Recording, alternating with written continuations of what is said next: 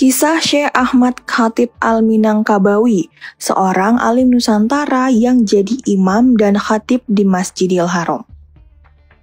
Syekh Ahmad Khatib Al-Minangkabawi berasal dari negeri Koto Gadang, kini bagian dari Agam, Sumatera Barat. Sebagai seorang ulama perintis ilmu, dirinya termasuk sukses mencetak dai-dai cemerlang. Sejumlah muridnya di kemudian hari menjadi pelopor kemajuan Islam di Indonesia. Ada dua pendapat tahun kelahirannya. Menurut Buya Hamka, sosok tersebut lahir pada 1860. Sementara itu, Deliar Nur menyebut sang tokoh kelahiran tahun 1855. Keluarga besar sang syekh juga termasuk kaum berada. Penduduk Koto Gadang menyebut mereka sebagai Rangkayu, yang berarti orang kaya. Karena itu, mereka mampu membiayai pendidikan Ahmad sampai berangkat ke Tanah Suci. Kisah perantauannya ke Kota Suci bermula ketika usianya masih 11 tahun. Bersama ayahnya, Ahmad muda menunaikan ibadah haji. Di kota kelahiran Rasulullah SAW, terdapat kediaman milik pamannya yang juga saudagar Minangkabau sukses, Abdul Ghani. Jaringan bisnisnya menjangkau bukan hanya tanah Arab, melainkan juga hingga negeri Belanda. Rumah sang paman lalu menjadi tempat persinggahan bapak dan anak ini. Setelah tuntas beribadah haji, Ahmad dengan dukungan ayah dan pamannya memutuskan untuk bermukim di Mekah. Tujuannya ialah meneruskan belajar ilmu agama Islam. Kemudian bapaknya kembali ke tanah air. Seorang gurunya, Syed Dahlan, terkesan dengan kecerdasan Ahmad. Sang guru memiliki sahabat dari kalangan suku Kurdi, yakni seorang pedagang kaya bernama Syekh Saleh. Saudagar itu memiliki toko buku Babus Salam di Mekah. Ahmad sering menghabiskan waktu luang di sana untuk membaca dan membeli buku-buku.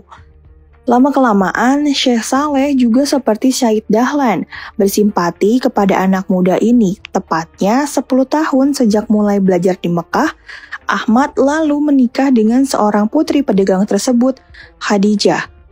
Seluruh biaya mahar dan pernikahan disediakan Syekh Saleh sebagai bukti rasa gembiranya memiliki menantu seorang alim. Sejak menjadi menantu Syekh Saleh, reputasi Ahmad kian berkibar. Orang-orang Arab khususnya di Mekah pun menaruh hormat padanya. Padahal kala itu orang-orang Nusantara disebut Jawi yang baru datang menimba ilmu di Tanah Suci acap kali disepelekan. Ketika sang istri Khadijah meninggal dunia, ayah mertuanya Syekh Saleh membawa Syekh Ahmad untuk dikenalkan dengan seorang ulama senior Mekah, Syekh Syarif Aun Ar-Rafiq. Akhirnya ia diizinkan untuk ikut mengajar di Masjidil Haram. Tentu saja, taraf keilmuan Ahmad Khatib tentang ilmu-ilmu agama, utamanya fikih, mazhab Syafi'i, turut membuka kesempatan itu. Buya Hamka dalam bukunya Ayahku mengisahkan bagaimana Ahmad Khatib pada akhirnya didaulat menjadi seorang imam besar Masjidil Haram. Mulanya datang bulan suci Ramadan, Syekh Syarif Aun Ar-Rafiq menggelar acara buka puasa bersama. Momen ini turut dihadiri para pembesar Makkah, termasuk mertua Ahmad Khatib, Syekh Salih Ar-Qurdi. Masuk waktu maghrib, seluruh hadirin ikut santap iftar. Usai itu mereka hendak menunaikan sholat berjamaah. Tuan rumah yang juga guru besar Masjidil Haram itu bertindak sebagai imam. Tanpa sengaja, kala memimpin sholat maghrib berjamaah itu, Syarif Aun Ar-Rafiq membacakan suatu ayat Al-Quran secara keliru. Ahmad yang ikut sebagai jemaah di belakangnya spontan membetulkan bacaan yang keliru itu. Usai sholat maghrib, perasaan hadirin campur aduk lantaran ada seorang Jawi yang mengoreksi bacaan Al-Quran tokoh sekaliber Syekh Syarif Ar-Rafiq. Ternyata sang imam mengakui kekeliruannya tadi dan mengapresiasi koreksi dari Ahmad. Dia pun memuji kefasihan lidah Ahmad dalam melafalkan ayat Al-Quran. Penghargaan Syarif Ar-Rafiq tidak sampai di sana. Beberapa hari setelahnya, atas usulan tokoh tersebut, Ahmad didaulat menjadi imam dan kemudian khatib mazhab fikih Syafi'i di Masjidil Haram. Sejak saat itu, kala usianya 38 tahun, alim Minang ini berhak atas gelar syekh.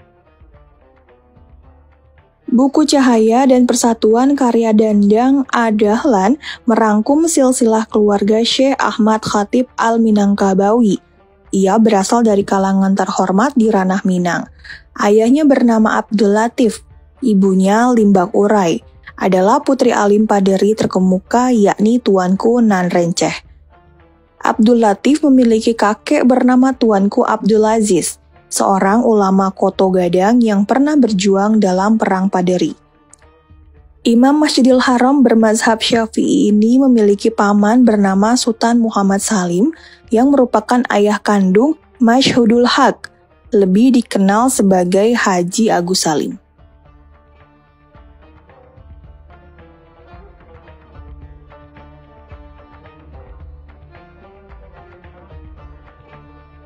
Tokoh ulama dunia asal Minang, kelahiran dari Minang, yang menjadi maha guru dari para ulama-ulama kita di tanah suci kota Mekah, juga para ulama-ulama yang datang dari sekitaran wilayah Arab, termasuk dari Mesir di Afrika Utara dan beberapa negara-negara yang lainnya.